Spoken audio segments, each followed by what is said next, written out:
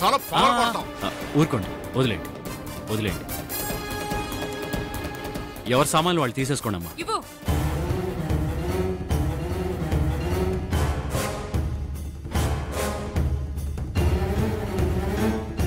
ఏంటి బాబు ఇది? టైం కట్టుగా వచ్చి నా నోటికాడ కోట కొట్టేశారు. అదే ఈ కారు అడ్డు రాకుండా ఉండుంటే వాటిని అమ్మేసి కోట కొట్టేసి సరుకులో తూలుతూ ఉండేవాడిని. దెబ్బ కొట్టేశారు బాబు. ఎంత వయసు వచ్చింది, ఇంకా ఇలాంటి పనులేంటి?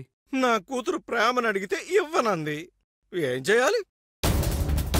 అందుకే అందుబాటులో ఉన్న వనరుల్ని వాడుకోవాలంటున్నాను. What's wrong? సరే, నేను మీకు మందు కొనిస్తాను. మీకు మందు అలవాటు ఉందా? అర్థమైంది. మీరు మందు తాగారు కదా, పక్కనే బారుంది, నేను వేస్తా ఉంటాను, మీరు చూస్తూ కూర్చోండి. క్యాష్ కట్టాలి కదా.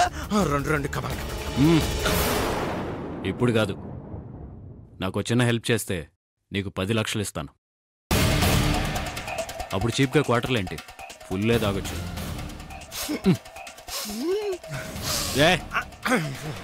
ఏంటి పొద్దునే నాలాగే మీరు మందు కొట్టేశారేమో అనుకుంటున్నాను. నేను చెప్పేది నిజం. ఇప్పుడు నీకు 10,000 ఇస్తాను. ఇవ్వలేదు కదా.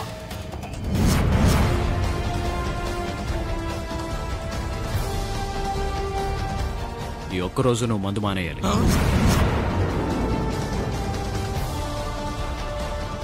ఎంతకన్నా దారుణం ఏమైనా ఉంటుందా మరి? చేతిలో క్యాష్ పెట్టి ఎదురుకుండా వైన్ షాప్ పెట్టుకొని తాగొద్దు అంటే అంతకంటే శిక్ష ఏమైనా ఉంటుందా తాగుబోతులకి? నువ్వు రోజు తాగడానికి ఎంత కావాలన్నా ఇస్తాను. బట్ ఈ ఒక్కరోజు, అట్లీస్ట్ ఈ ఒక్క పూట ఆ 10,000తో సరుకులు కొని ఇంటికి తీసుకెళ్ళు. మీ అమ్మాయి ప్రేమతో, అమ్మా నాకు ఉద్యోగం వచ్చింది, 10,000 అడ్వాన్స్ ఇచ్చారని చెప్పండి. నమ్మేలా చేయండి.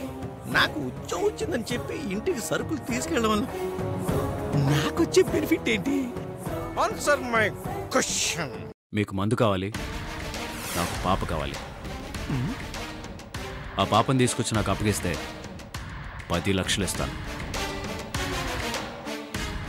పాప తీసుకొచ్చి మీకు ఇస్తే నా కూతురు ప్రేమ నా పొట్టలోని పేగులు తీసి గిటార్ వాయించేస్తుంది. నీ 10 లక్షలు వద్దు, ఈ డబ్బులు వద్దు. 100 రూపాయలు వచ్చే జన్మలు తీర్చేస్తాను. లేదు, మీరు తలుచుకుంటే అవుతుంది. పాపని మేము నెత్తిని పెట్టుకుని చూసుకుంటాం. తన గొంతుకు ఆపరేషన్ చేయించి మాట తెప్పిస్తాం. అడుగు కింద పెట్టకుండా కార్లలో తిప్పుతాం. మీ మనవరాలు హ్యాపీగా ఉండాలని మీకు లేదా?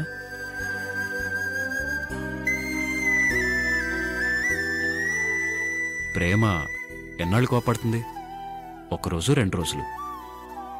తర్వాత పాపని చూడటానికి మీరు ఎప్పుడైనా రావచ్చు. మాతో పాటు మా ఫ్యామిలీలో కలిసిపోవచ్చు.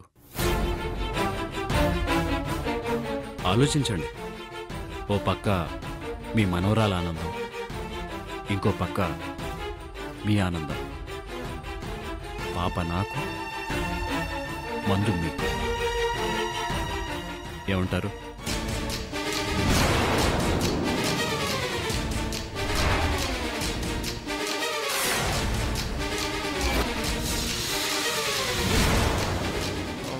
మందు మీద మమకారం ఉన్న ఏ తాగుబోతు కూడా ఇలాంటి అవకాశాన్ని వదులుకోడు. కానీ 10,000తో మాత్రం మీరు తాగి ఇంటికి వెళ్ళారో, ఇప్పుడు ఇంత సాఫ్ట్గా ఉన్న నేను వైల్డ్గా మారిపోతాను. ఈ దొంగతనం కేసులో పోలీసులు పట్టించి రోజుకో పోలీస్ స్టేషన్లో పెట్టించి కొట్టిస్తాను. సారీ, ఫ్రెండ్లీగా జరిగిన ఈ డీల్ని వైలెన్స్ వైపు టర్న్ చేయండి. I will try my level best.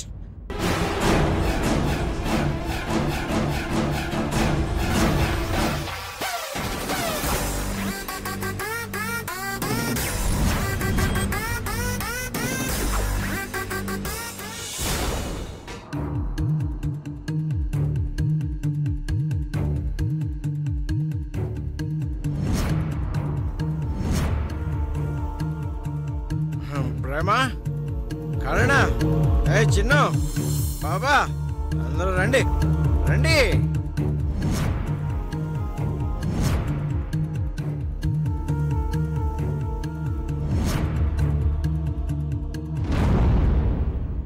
ఈ క్రిస్మస్ కి మీ డాడీ మీకు ఇస్తున్న గిఫ్ట్లమ్మా.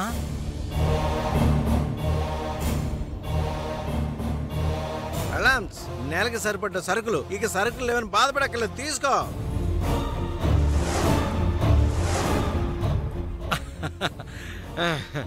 రై, ఇదిగోరా కొత్త షూ.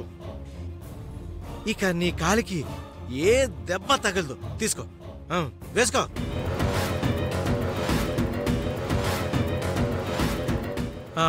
అందరికి కొత్త బట్టలు తీసుకొచ్చాను. ఎప్పుడు పాత బట్టలని బాధపడుతున్నావు కదా క్రిస్మస్ కి, ఇప్పుడు బాధపడక్కర్లేదు, తీసుకో. వీటన్నింటికి డబ్బులు ఎక్కడి నుంచి వచ్చాయి? ఉద్యోగం పురుష లక్షణం అంటారు.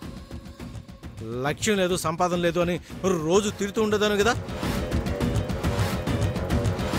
అందుకే మారాలనిపించింది, కష్టపడాలనిపించింది.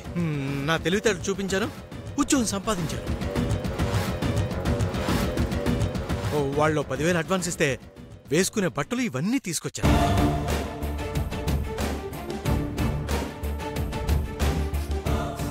అమ్మా, నాన్న తాగలేదు. చెప్పాను కదరా మారిపోయానని. నీ షూస్ సైజ్ సరిపోయిందో లేదో చూద్దాం, వెయ్యి.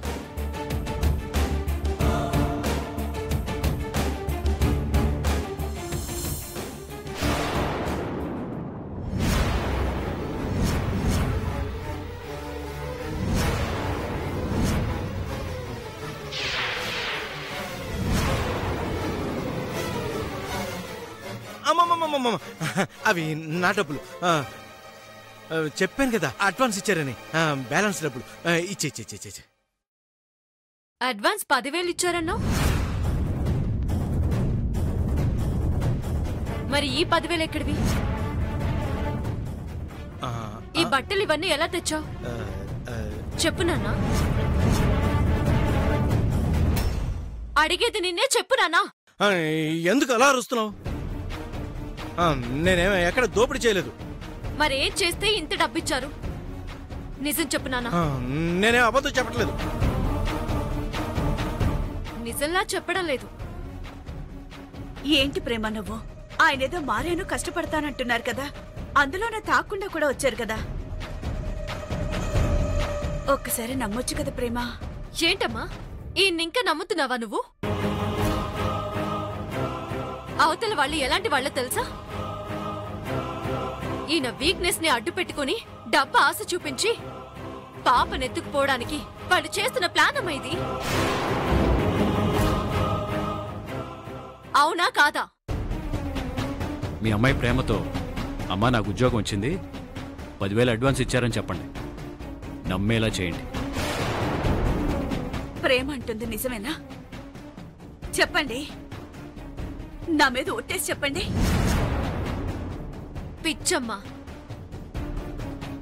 ఈయన అవసరాలు తీరుతాయంటే ఎవరి మీద ఎలాంటి ఓట్లు వేయడానికైనా వెనకడ్డు మీ ఆయన.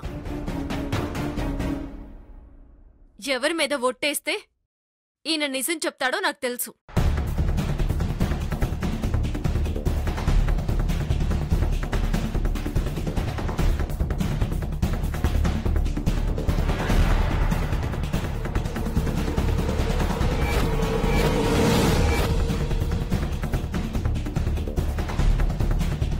దీని మీద ఒట్టేసి నిజం చెప్పు నాన్నా.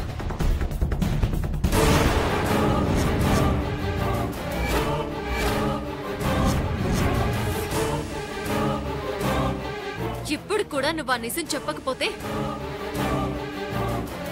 ఇక నుండి నువ్వు తాగే ప్రతి మందు చుక్క విషమైపోతుంది. జీసస్ సాక్షిగా చెప్తున్నాను, నాకు నిజం కావాలి.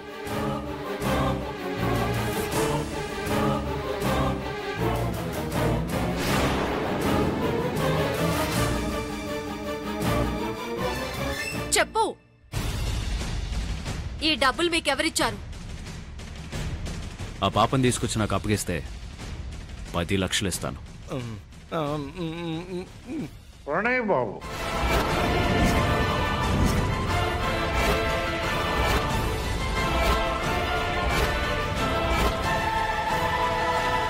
నేను మారాలని హ్యాపీగా ఉండాలని ఇచ్చాడమ్మా. చూసావామ్మా, ఇది ఇది మీ ఆయన బాగోతాం. ఏవయ్యా, నీ అవసరాల కోసం వాళ్ళ పంచం చేరి మమ్మల్ని మోసం చేస్తావా? మోసం అంటే ఏంటే, మన బతుకులు మార్చాలని ఆశపడ్డాడు తప్ప జీసస్ ముందు నిలబడి నాయన నాకు డబ్బులు కావాలి అంటే డైరెక్ట్ గా తీసుకొచ్చి నా చేతిలో పెట్టడే. ఏదో దారి చూపిస్తాడు, నాకు అలాగే దారి చూపించాడు. ఎప్పుడు అర్థం చేసుకుంటారో ఏంటో మీరు.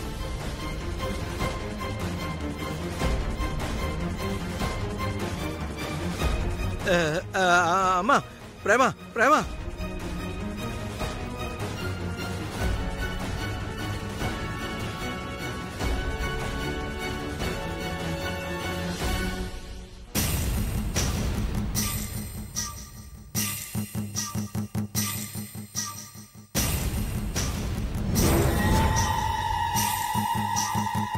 ప్రణయ్, ఫాదర్ సెంటిమెంట్ తో భలే కొట్టా. ఆ ప్రేమ నమ్ముతుందంటావా? డెఫినెట్ గా. ఇలాంటి విషయాల్లో లేడీస్ సైకాలజీ ఎలా ఉంటుందో తెలుసా? పర్టికులర్ గా ఇంటి బాధ్యత మొత్తం వాళ్ల మీదే ఉన్నప్పుడు ఎంత కష్టపడుతున్నా నా కుటుంబాన్ని నేనే పోషించుకుంటున్నాను, అది నా బాధ్యత అనే ఫీలింగ్ తో ఉంటారు. కానీ ఎక్కడో చిన్న కార్నర్లో మాత్రం నాకంటూ సాయపడే మరో మనిషి ఉంటే బావుండు అనే ఫీలింగ్ కూడా ఉంటుంది. అదే ప్రేమ విషయంలో అయితే తాగుబోతుగా బాధ్యతలు లేకుండా తిరిగే తండ్రి తాగుడు మానేసి ఉద్యోగం చూసుకొని ఇంటి బాధ్యతలను తను తీసుకుంటున్నాడు అని తెలిస్తే ఆ హ్యాపీనెస్సే వేరు. ఐ థింక్ ప్రేమ లాక్ అయినట్టే.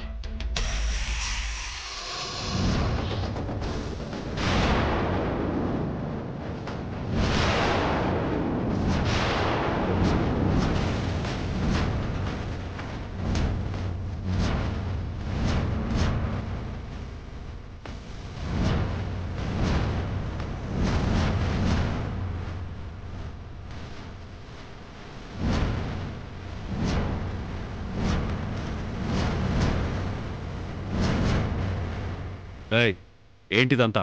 అదే నేను అడుగుతున్నాను, ఈ చీప్ ట్రిక్స్ ఏంటి అని. మా నాన్నని మందు మాన్పించి డబ్బులిచ్చి ఇంటికి సరుకులిచ్చి పంపిస్తే నేను కాంప్రమైజ్ అయిపోతాను అనుకున్నారా?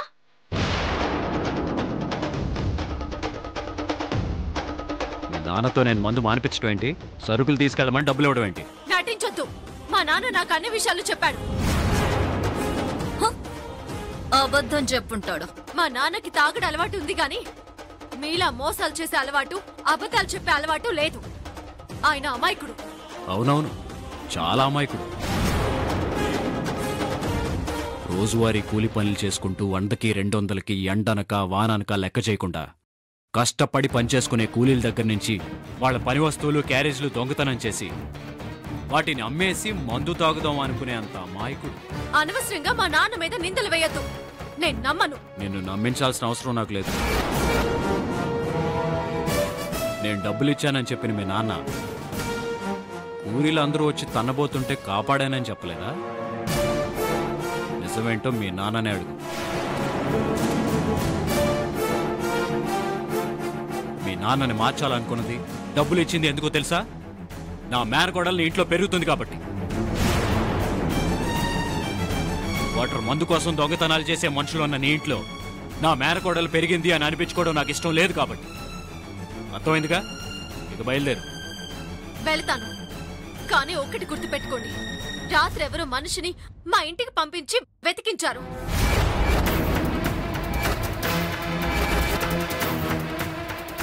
ఇప్పుడు మా నాన్నతో ఈ డ్రామా నడిపించారు. ఇలాంటి కవర్ ఆ ప్రేమ ఇంట్లో ఉంటుంది. మీకు ఆ కవర్ కావాలి అంతేగా? మేము మనిషిని పంపించి వెతికించడం ఏంటి? ఏంటి శివాగ్ని?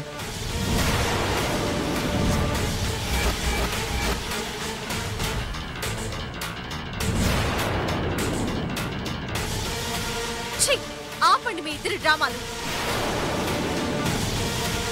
దొంగతనం చేయడానికి మా ఇంట్లో ఏమీ ఉండదన్న విషయం ప్రతి ఒక్క దొంగ వెధవకి తెలుసు. మళ్ళీ ఇలాంటి ట్రిక్స్ ప్లే చేస్తే పోలీస్ కంప్లైంట్ ఇస్తాను. Be careful.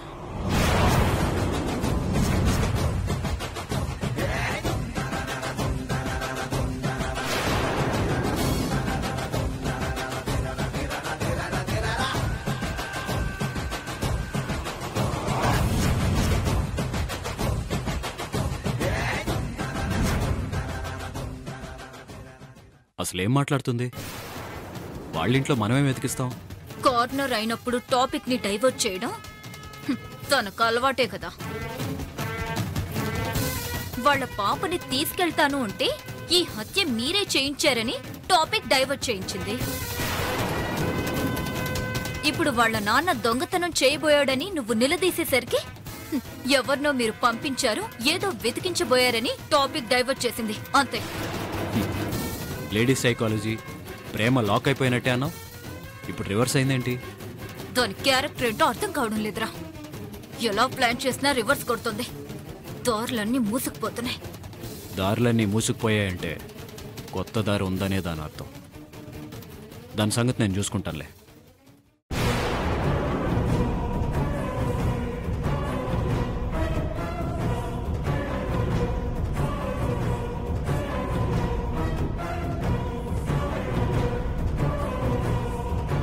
ఆస్తి మొత్తం నీకే చెందేలాగా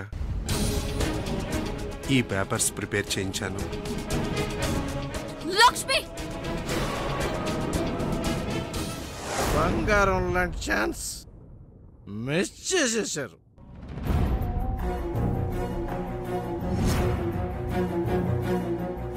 అసలు మనిషివేనా నువ్వు?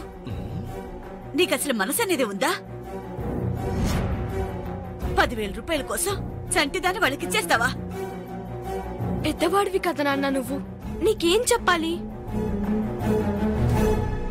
ప్రేమక్క మనందరి కోసం కష్టపడుతుంటే నువ్వెందుకు తనను బాధ పెడుతున్నావు?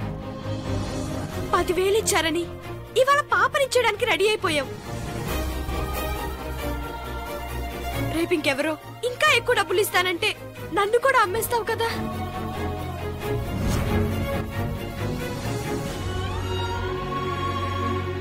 ఎరా నువ్వేమంటావు లేదా? వీళ్ళందరూ అంటున్నారు కదా అను.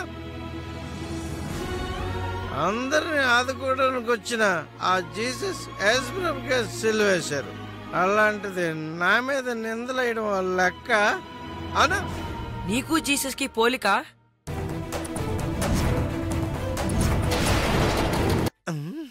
వచ్చేసింది.